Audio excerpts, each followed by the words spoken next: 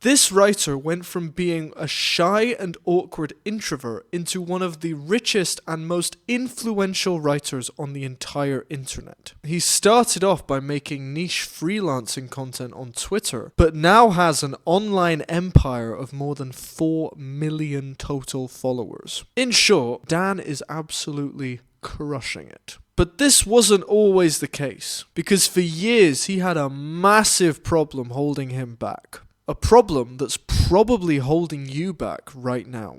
Luckily for Dan, he did end up fixing it, and the results speak for themselves. But if he hadn't, there'd be a 0% chance he'd be where he is now. Meanwhile, on the other side of the planet, a dude called Tim was experiencing the exact same problem. He too figured out the exact same solution that Dan discovered and ended up getting the exact same results. As soon as these two guys made this simple change, their social media followings exploded.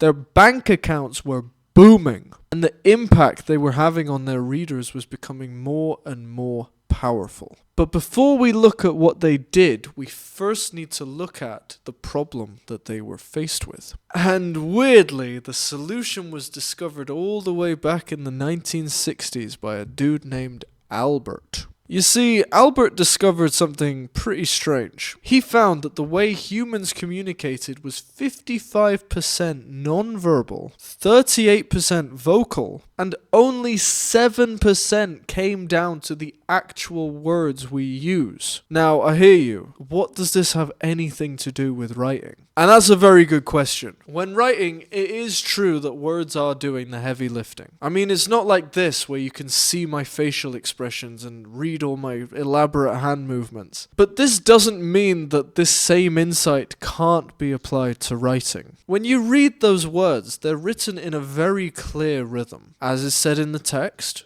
like music. This is the secret sauce that gets readers hooked. And the reason why Dan and Tim struggled for ages is because they didn't know how to make their writing sing. Sorry about that. So, how did they fix this? And what are they doing now to make sure that their content keeps reaching millions and millions of people every single month? Well, my friend, there are 3 things we're going to look at that made this possible for them. The first thing is foundational. The second thing is mandatory. And the third thing is downright genius. Let's start with the foundational changes Dan and Tim made. Take a look at this tweet for me. Now look at this one. Can you spot the difference? If you had to guess, which one do you think was written by Dan? If you guessed the first one, give yourself a round of applause because you are absolutely and utterly correct. Now, what is it about that first tweet that has Dan written all over it? Is it the word choice? Is it the punchy style he writes with? Is it the subjects or topics he talks about? Sort of, but really it's something that combines all 3 of those things together into one cohesive unit. And that thing is conviction. You see, without conviction, you are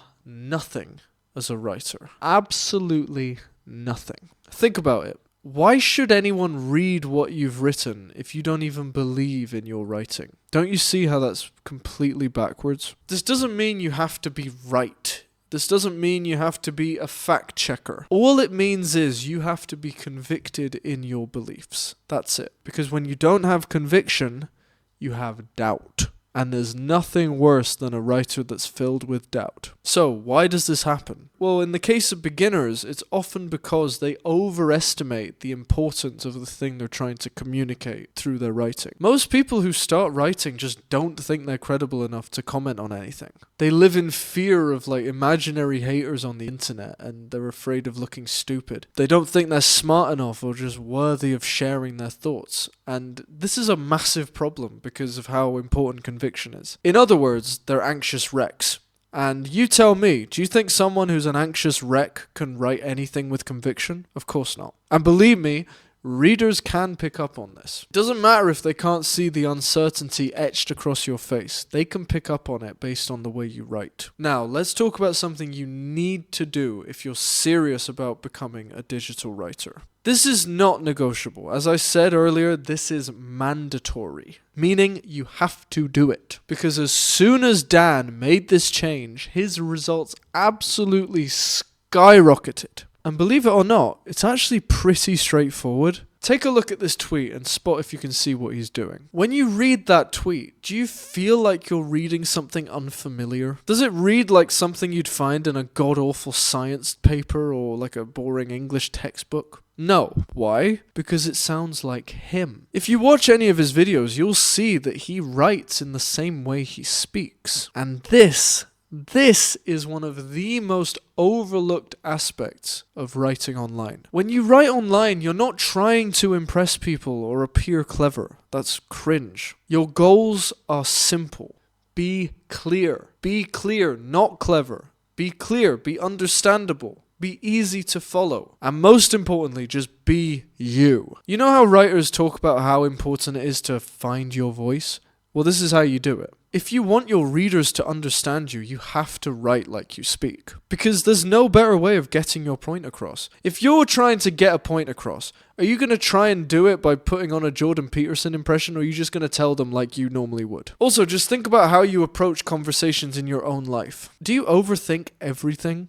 Or do you just express yourself naturally? You don't even think about it. Just like you create connections with people in your real life, this is the same way you connect with your readers online. You don't have to overcomplicate things. Write directly to your readers, just like I'm directly speaking to you right now. This is how you create a bond with your followers where they keep coming back for more. But believe it or not, we're only just scratching the surface of what you have to do. Because this next thing Tim and Dan did is pure genius. In fact, it might just be one of the most mind-blowing things I've ever seen on social media when it comes to capturing attention. But before we get to that, I want to talk about the thing that the best writers on social media do that the biggest creators online don't. If you look at most content on social media, a lot of it's entertainment driven, right? I mean, what is Mr. Beast aside from just pure entertainment? Whether he's to blame for this phenomenon is irrelevant. It is the case. Like, most content on social media is made for entertainment. And because entertainment is the MO, the modus operandi of most people who want to become creators, it becomes a competition of who can be the flashiest, who can be the funniest, who can make the biggest explosions. While everyone is yelling at the top of their voices, trying to outscream the other people, the biggest writers are doing the opposite. Think about it. Does Dan do this on YouTube? Does Dan scream as loud as he can in a sea of people who are also screaming at the top of their lungs? No, he doesn't do this. If Dan did do this, and when I say scream at the top of his voice, I mean like try and make very entertaining content with like explosions and retention optimization, all this stupid stuff, right? If he did that, his channel would suck.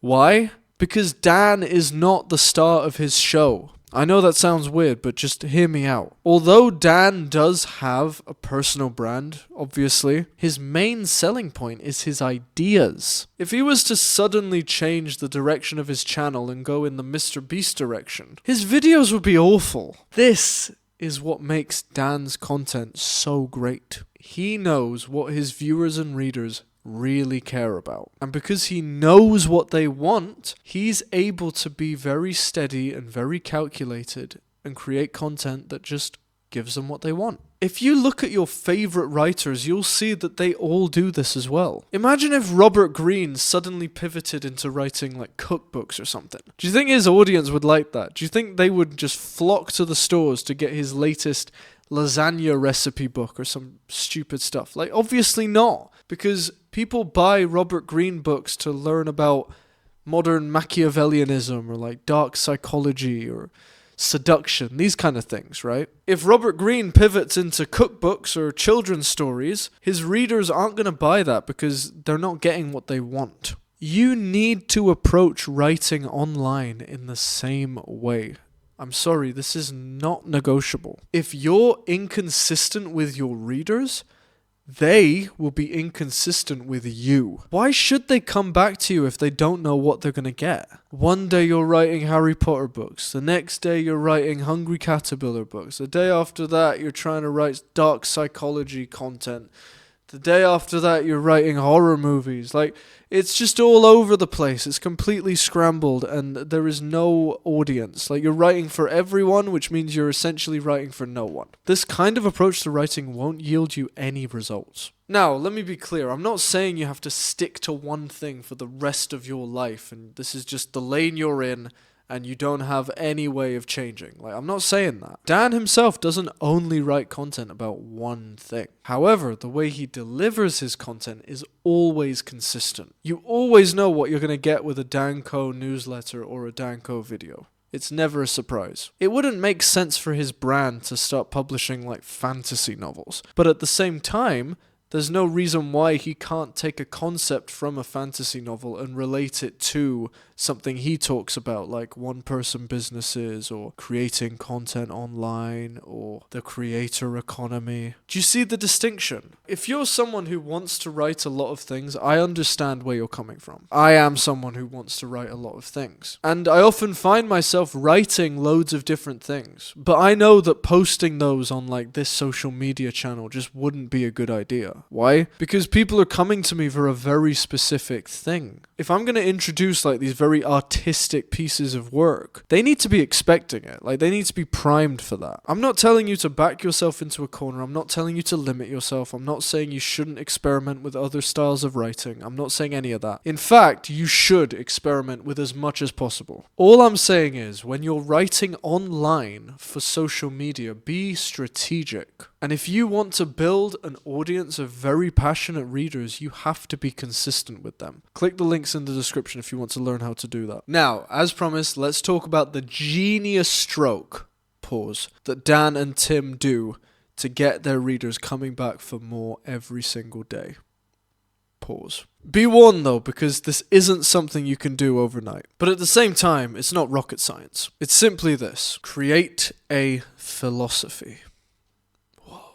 Now, if that sounds confusing and complicated, just let me explain. It's not as hard as it sounds. It actually leads off nicely from the last point I was making about consistency. Because when you read Dan's posts or Tim's blog posts, you're not just getting content. You're getting a way of viewing the world. You're getting their perspectives, you're getting their insights, you're getting their way of seeing things. This is how these guys attracted a cult-like following that keep coming back for their content. In many ways, they indoctrinated them. And this isn't necessarily a bad thing. I know indoctrination is a very loaded term and it carries a lot of baggage, but that is essentially what they've done with their content. They have indoctrinated their followers into seeing the world from their perspective. Their content doesn't just entertain or inform, it changes beliefs, it changes actions. They're not just teaching generic business tips or writing strategies. They're providing a consistent philosophy that's in turn building their brands. Look, I get it if it sounds confusing, and don't worry about this too much because it's not something you can create overnight. Creating a philosophy, no surprise, takes time to develop. However, it is this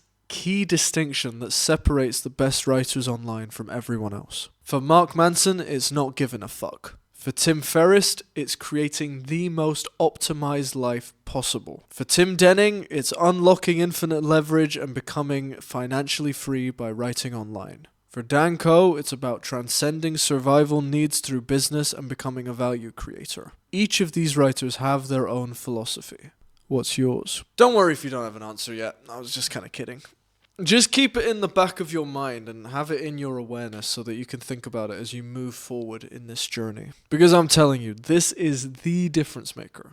It's not a difference maker, it's the difference maker. Not only to becoming a sick writer, but also just having an amazing brand. If you want help with developing your own writing philosophy, click the first link in the description and get my free magnetic writing guide. If you're serious about taking it to the next level as a writer and want to get on a sick deal, check out the second link in the description. Also, if you like this video, you'll love this next one where I show you how to make old ideas feel new. I'll see you there. Bye.